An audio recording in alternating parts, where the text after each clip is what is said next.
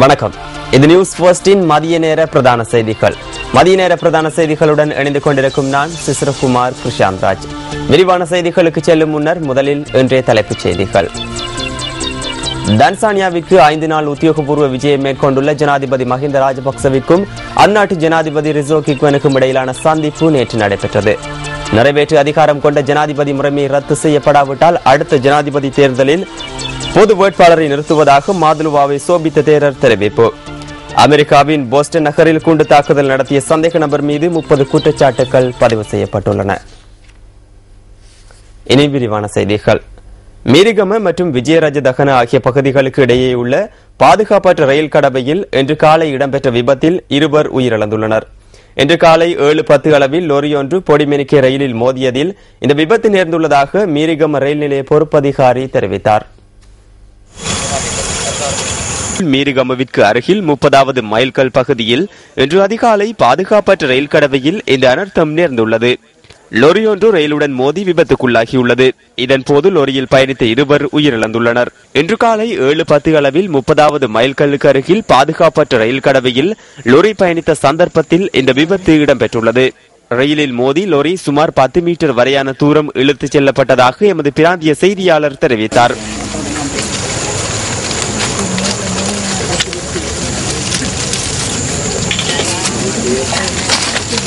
இந்த விபத்தில் மாவனல்லவை சேர்ந்த 2 உயிரிழந்துள்ளனர். கடந்த 25ஆம் திகதி அலுத்கம பகுதியில் பாதுகாப்பற்ற ரயில் கடவையில் இடம்பெற்ற விபத்தில் 6 பெண்கள் உயிரிழந்தனர்.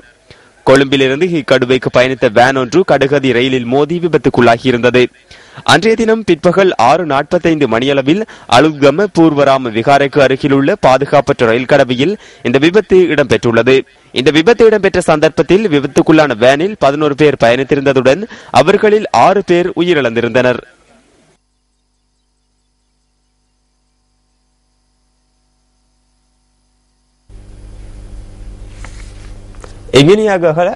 இங்கினியாகல அம்பகவெல பகுதியில் இடம்பெற்ற விபத்தில் 1 உயிரிழந்துள்ளார். அம்பாறை டுப்போவின் பஸ்ஸே இவ்வாறு விபத்துக்குள்ளாகியுள்ளது. நேற்றிரவு 7 மணியளவில் இந்த விபத்து இடம்பெற்றுள்ளது. பஸ் கட்டுப்பாட்டை இழந்தமையினாலே விபத்துக்குள்ளாகியுள்ளதாக தெரிவிக்கப்படுகின்றது. பஸ் விபத்துக்குள்ளான சந்தர்ப்பத்தில் அதிலிருந்த 1 நிலத்தில் வீழ்ந்து பஸ்ஸின் பின் சில்லுக்குள் அகப்பட்டு உயிரிழந்துள்ளதாக போலீசார் தெரிவித்தனர். இந்த விபத்தில் 65 வயதுடைய அம்பகவெல்ல பகுதியைச் சேர்ந்த 1 உயிரிழந்துள்ளார். இந்த விபத்து தொடர்பான மேலதிக விசாரணைகளை எங்கினியாகல போலீசார் மேற்கொண்டு வருகின்றனர்.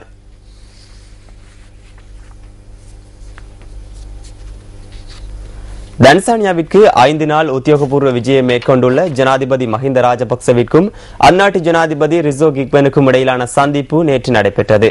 இந்த சந்திப்பு தான்சானிய ஜனாதிபதியின் உத்தியோகபூர்வ வாசஸ்தலத்தில் நடைபெற்றது. இதன்போது பொருளாதார முதலீடு மற்றும் தொழில்நுட்பத்துறை போன்ற விடயங்கள் தொடர்பாக கலந்துரையாடப்பட்டதாக ஜனாதிபதியின் ஊடக பிரிவு தெரிவித்துள்ளது. இதனை அடுத்து ராபோசன விருந்துபசார நிகழ்வு நடைபெற்றது. இரு நாடுகளுக்கு இடையிலான ஒப்பந்தங்கள் சிலவும் இதன்போது கைச்சாத்திடப்பட்டதாக தெரிவிக்கப்படுகின்றது.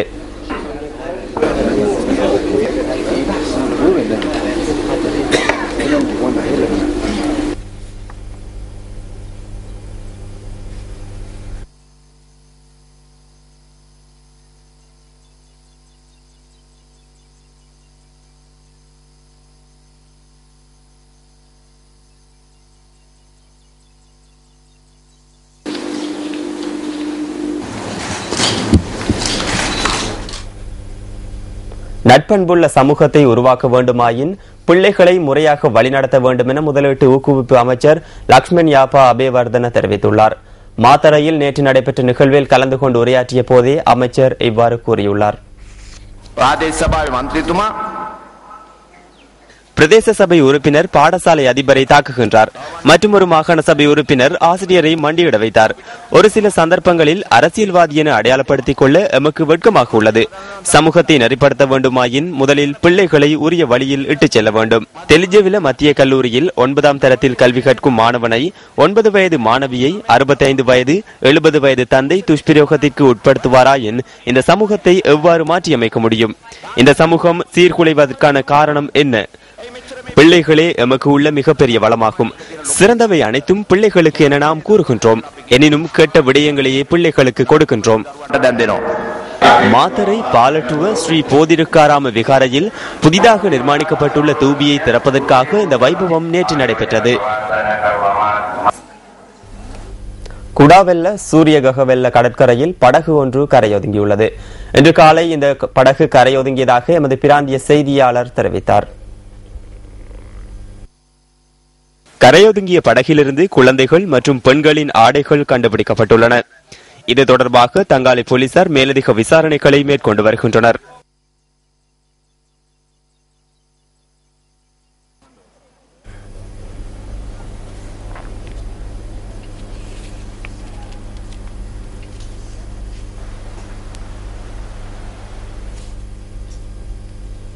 சவுதி அரேபியாவில் தொழிலுக்கு சென்று சட்டவிரோதமாக அங்கு தங்கியிருக்கும் மேலும் 8000 இலங்கை பணியாளர்களை நாட்டுக்கு திருப்பி அழைக்க வெளிநாட்டு வேலைவாய்ப்பு பணியகம் தீர்மானித்துள்ளது. இவர்களை இலங்கைக்கு அழைத்து வருவதற்கான முதற்கட்ட ஏற்பாடுகளை ஏற்கனவே பூர்த்தி செய்துள்ளதாக பணியகத்தின் பிரதி பொது முகாமையாளரும் ஊடக பேச்சாளருமான மங்கள ரந்தனிய தெரிவித்துள்ளார். தொழிலுக்காக சென்று சவுதி அரேபியாவில் சட்டவிரோதமாக தங்கியிருந்த சுமார் 2200 பணியாளர்கள் ஏற்கனவே இலங்கைக்கு அழைத்து வரப்பட்டுள்ளதாக அவர் சுட்டிக்காட்டினார்.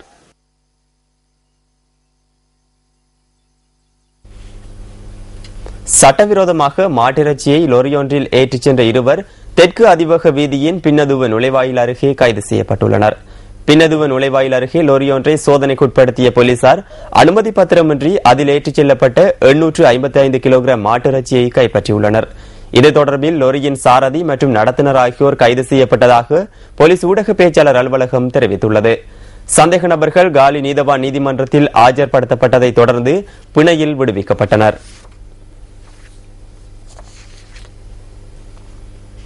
நிறைவேற்று அதிகாரம் கொண்ட ஜனாதிபதி முறையை ரத்து செய்யப்படாவிட்டால் அடுத்த ஜனாதிபதி தேர்தலில் பொது வேட்பாளரை நிறுத்துவதாக மாதுலுவாவை சோபித்த தேரர் தெரிவித்துள்ளார். கொழும்பில் நேற்று நடைபெற்ற ஊடகவியலாளர் சந்திப்பொன்றின் போதே அவர் இவ்வாறு குறிப்பிட்டுள்ளார்.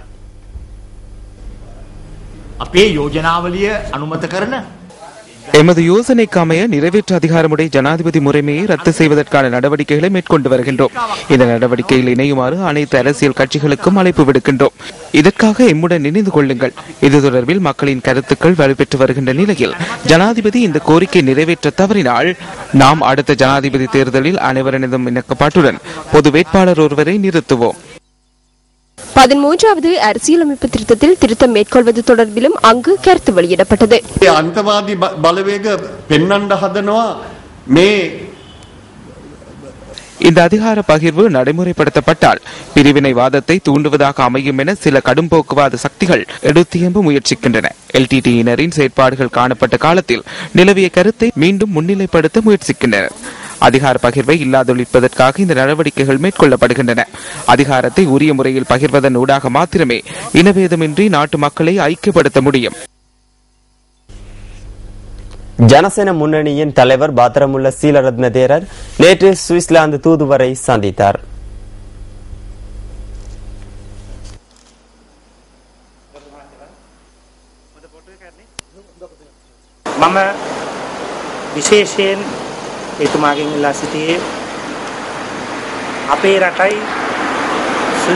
Sri Lanka has maintained close relations with Switzerland over a long period of time.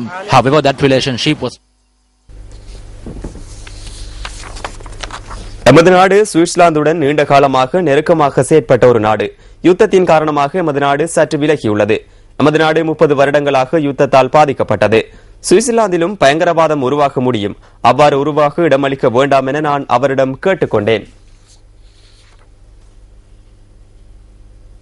நாட்டின் சில பகுதிகளில் இன்றும் மழை பெய்வதற்கான சாத்தியம் உள்ளதாக வளிமண்டலவியல் திணைக்களம் எதிர்ப்பு கூறியுள்ளது. இன்றைய வானிலை தொடர்பான தகவல்களை வழங்குகின்றார் வானிலை அதிகாரி லக்ஷ்மி லத்தீப்.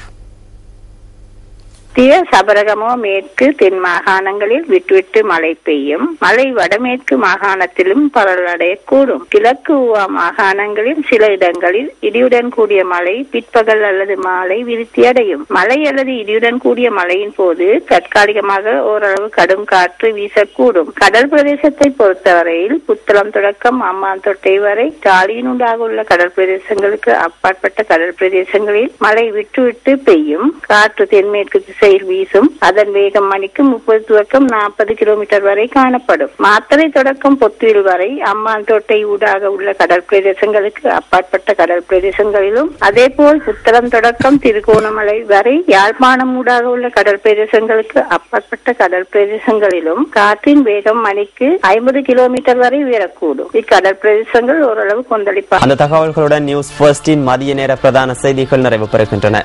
நமது அடுத்த மணித்தியால செய்திகளை 2:25 எதிர்பாருங்கள். வணக்கம்.